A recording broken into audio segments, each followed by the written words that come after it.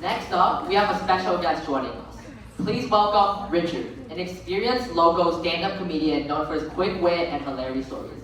Let's give him a warm welcome.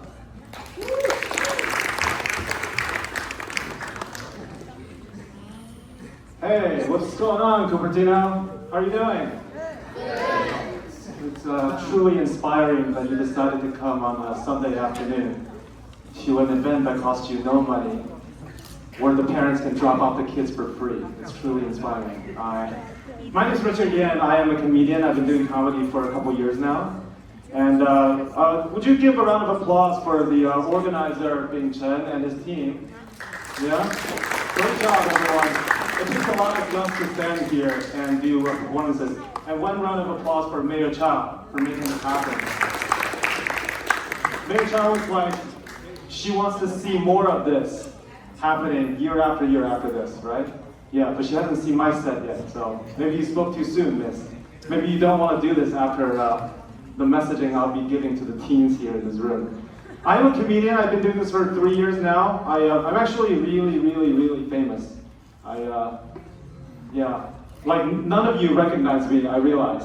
But let's just say, how famous am I? Let's say I have a TikTok account where the number of followers is like the size of this room, divided by 10. Right, so to give you an idea, my reputation is pretty much the reputation of Cupertino Guitar Club in Mexico. Yeah, I know. What a steal, right?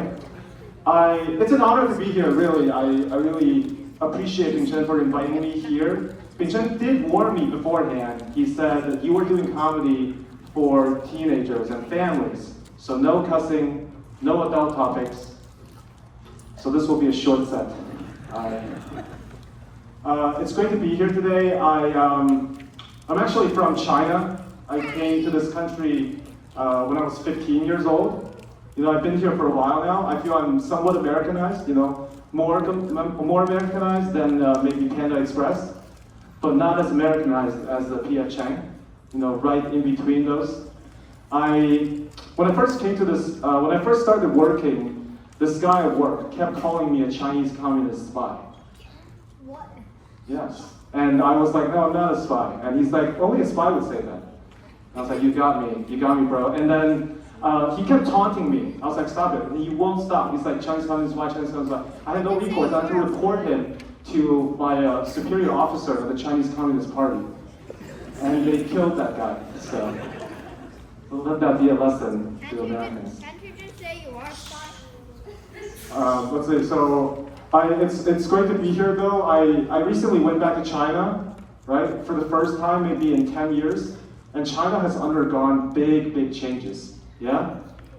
Now, so I don't know if you guys know this, okay, but China has got all these innovations. Like if you go in a Chinese taxi, you know, Didi, right? Their GPS system actually uses celebrity voices to tell directions, right? We don't have it here. Like in America, no Uber or Lyft has GPS systems that do celebrity voices. And I'm like, how cool is this, right? I'm like, we should have celebrity voices do GPS in America. Maybe the voice of, I don't know, Donald Trump. You know, so, in 200 feet, turn right. Turn right. I said, turn right, you turn left. What a loser. In 500 feet, make a U-turn. Which is frankly what this country needs after 4 years of Joe Biden. You know, or like a Joe Biden GPS, you know, Joe Biden GPS. Hey folks, turn right! I mean turn left. Who just put it in my pants? Who just... I miss Obama. It's very divisive now. I miss Obama. Like, imagine the Obama GPS. Obama would be like, it's not left, it's not right. It's forward. Yeah. Bill Clinton GPS. Yeah, you guys remember Bill Clinton? Bill Clinton GPS be like, don't stop, keep going. All right, Mayor Chow's laughing, so that joke, let's keep that joke in. That joke is appropriate. So I've been in America for a while now, but I still have fond feelings for China. I have this very complex relationship, I feel, with America and with China. I feel America is like my wife, right? Because that's how I got my green card. And China is kind of like a jealous ex-girlfriend, you know, that blocked me on all social media. So the relationship between my wife and my ex-girlfriend cannot be any worse in the history of their relationships. Can we agree? Yeah? My wife actually owes the ex-girlfriend all this money, which I ultimately have to pay for as a taxpayer, you know? It's terrible. And my wife has relatives in red states. Sometimes they tell me, hey, why don't you go back to your ex? You know? I don't want to go back. I don't want to go back. I like it here. I like it here. Mayor Chow, please don't deport me. Let's see here. So, doing comedy is hard, right? Doing comedy is really hard. I've been doing it for 3 years now. But, like, I have this Instagram account, and I post little jokes on there. My American colleagues found me, and then he's like, hey, I didn't know you tell jokes. I'm like, trust me, half the time my audience doesn't know either. No. I do tell jokes in Mandarin because I speak fluent Mandarin.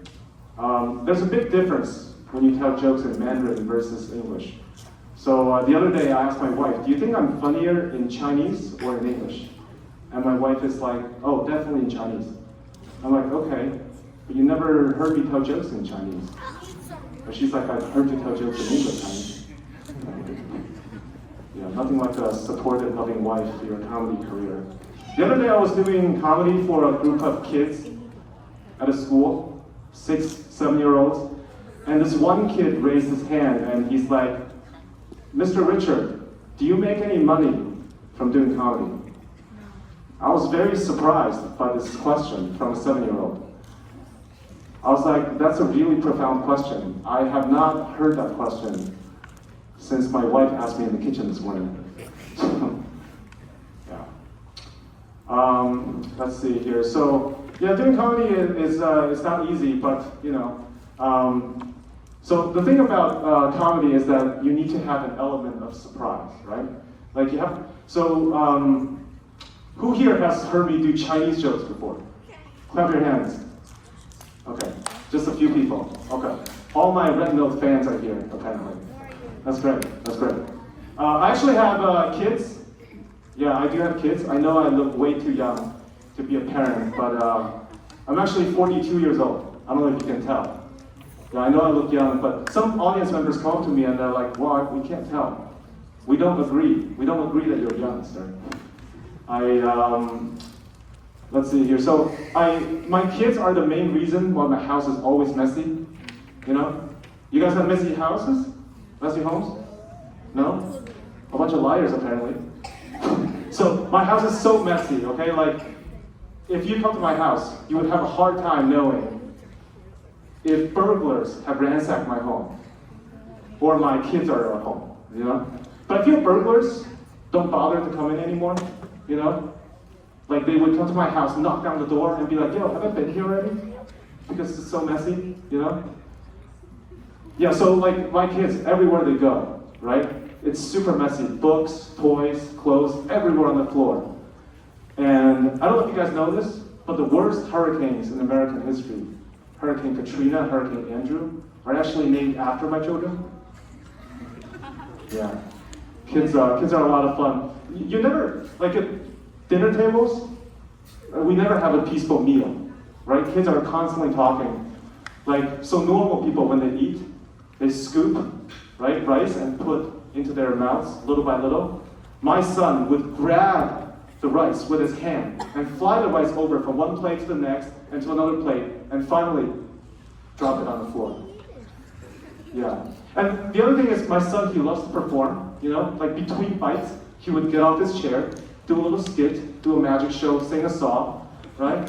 It's unbelievable. Like it's like we got our own America's Got Talent show, except it's the same guy auditioning over and over again. You know? And then me and my wife would be like the judges. We'd be like, Thanks, Andrew. I think we've seen enough. Let's see here. So I actually got invited to host a wedding the other day by my friend. And my friend's like, you're a comedian, and you've been married for such a long time. Please do some jokes. I'm like, sure, let's do that. And I was like, what do you want me to say at the wedding? He's like, well, you've been married for such a long time. Just speak the truth. Speak from your heart. I was like, okay, well, don't rush into marriage, you know. And then he sent me a picture of his girlfriend. And I took a look. I was like, wow, now I know why you really want to marry her. I mean, she is pregnant. Anyway, that's my time. Richard Yan, thank you.